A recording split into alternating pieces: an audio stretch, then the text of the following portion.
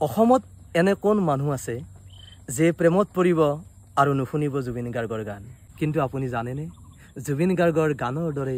কবিতায়ো সজাব পাৰে আপোনাৰ জীৱনটো সুন্দৰকৈ ঠিক তেনেকুৱাই কেইটামান কবিতা আজিৰ এই ৰিলটোত মই লৈ আহিছোঁ আপোনালোকৰ বাবে প্ৰথমটো তোমাৰ বিয়াৰ নিমন্ত্ৰণী পত্ৰ তোমাৰ বিয়াৰ নিমন্ত্ৰণী পত্ৰ পাইছোঁ খামটো খোলোতেই সৰি পৰিছিল যন্ত্ৰণা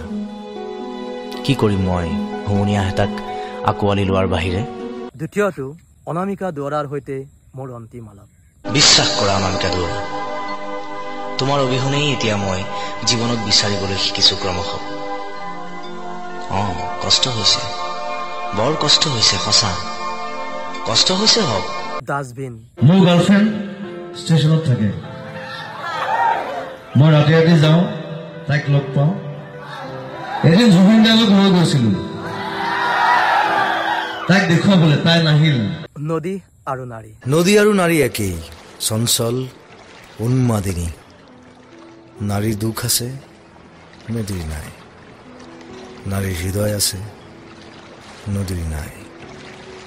তথাপিও এগৰাকী নাৰীয়ে নিজক নদীৰ লগত তুলনা কৰে